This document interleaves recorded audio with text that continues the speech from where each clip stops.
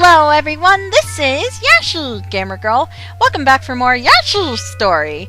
Last time we took on Jungle Hut page 4-1, and this time we're going to take on page 5-1.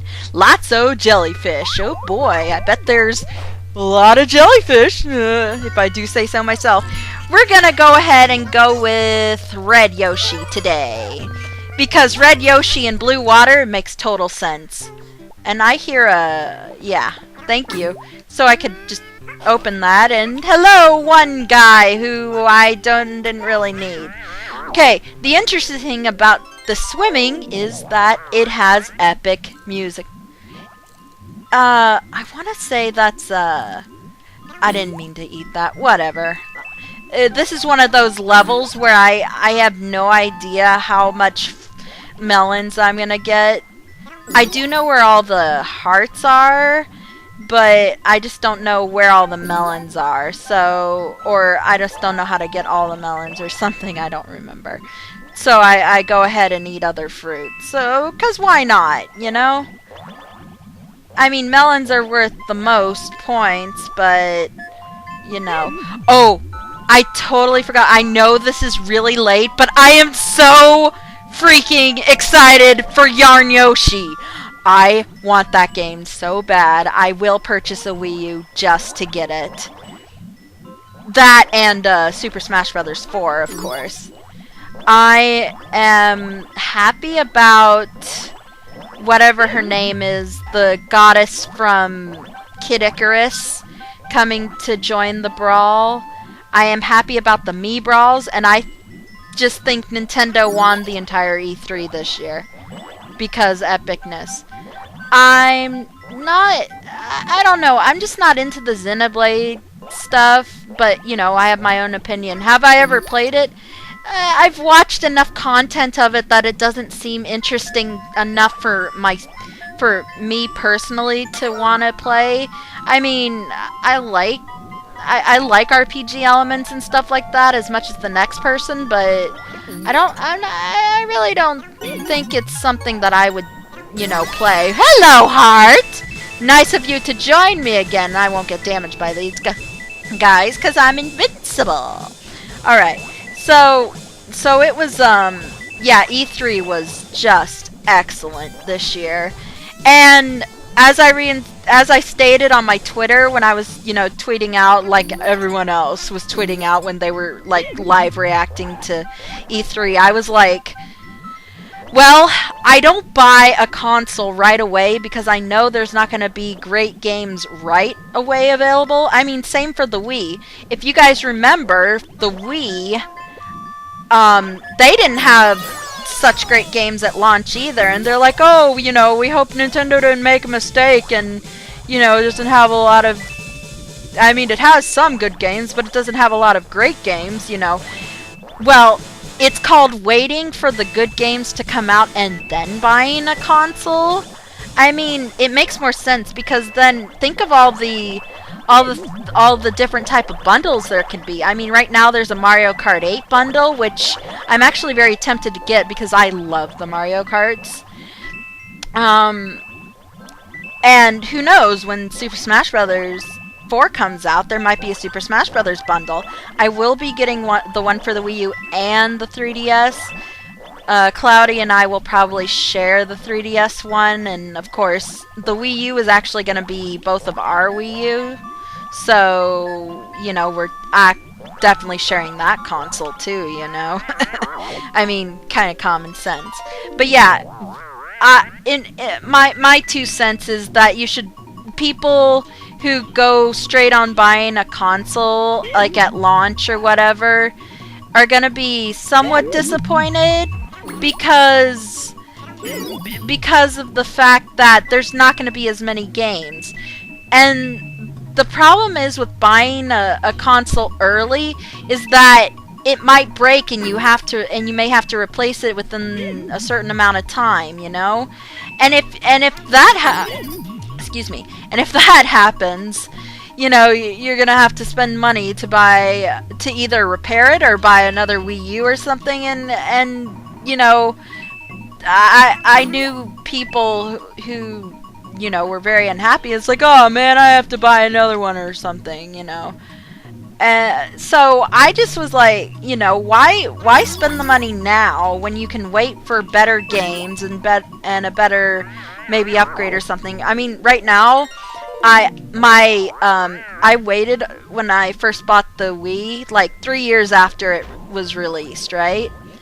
So it was 2009. The first games I got for the Wii were, oh god, I'm thinking Pokemon Battle Revolution, Super Smash Brothers, Brawl, and Mario Kart, I believe. Those were the only 3 games that I had, and I was perfectly content. They had released them all, you know, on the console ahead of time, so I was, you know, okay. I mean, the first Wii I got was after I came back to Houston from college up in the hill country. But I also needed, you know, something to do, and that's also, you know, just started doing stuff there. So it was good to wait. I mean, the first reason I got into it is because one of my friends in college had one. And of course, I also had Wii Sports. That came with it.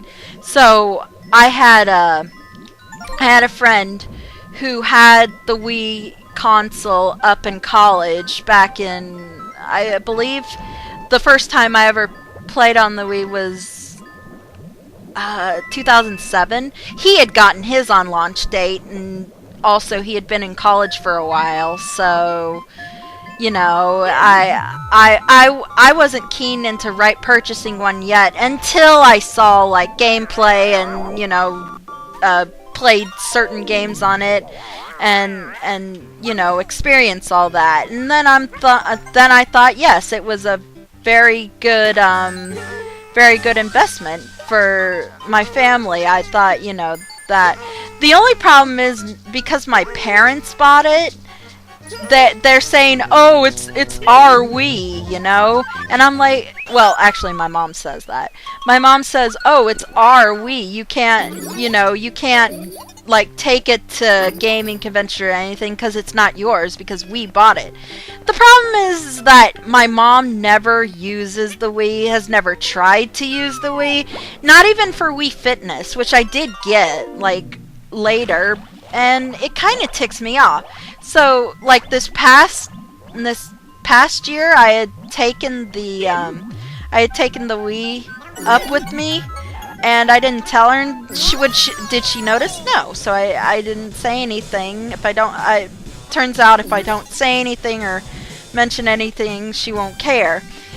This is how I got my brother's PS2. So when he moved out, he took his Xbox 360, right? And I was borrowing his PlayStation 2 at the time. I mean, we had 2 PlayStation 2s, but one of them was like dusty, and even after we cleaned it thoroughly, it wasn't working anymore, so it was just old, you know, because he had gotten the PS2 way back during the launch time that it came out. So once we did that, you know, after that one broke, I was like, you know, oh crap, you know, I can't play a PS2 anymore. I mean, I had a PlayStation, but that had also previously broken the original PlayStation, my original PlayStation. So I couldn't play anything, and now I have my brother's slim PS2 that I can play games on.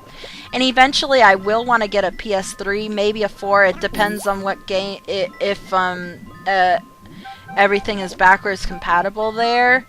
Although I think I heard that the PS4 is not backwards compatible with that, but the PS3 is, and that's why I'm thinking of a PS3. So yeah, there's that. But there's also like the decision on if I get a PS4, I could probably play some of the old games by downloading them from the PlayStation Store. Say like, there's one Spyro game that I don't currently own for the PlayStation. It's the first one. I think I did have it at one point, but I didn't remember where my copy is.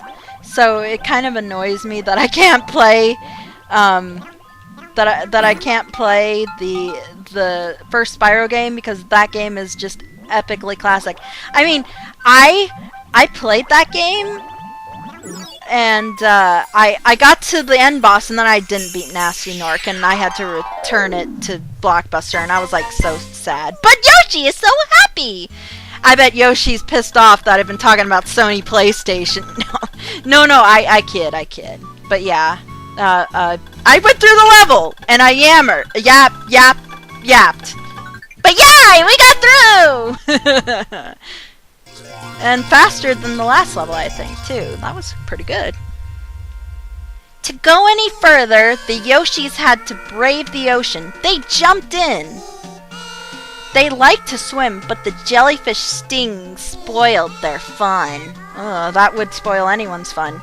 So they swam to dry land. Now they were almost to the end of the book. Oh goody! Yay! That's great! The page turned and the Yoshis grew happier. Hooray! So next time on Yoshi's Story is the first finale of the book. Chapter page 6-1, Mecha Castle. So until then, for the first finale of Yoshi's Story, I'm YoshiGamerGirl, and I will see you guys later. Yoshi! Huggles!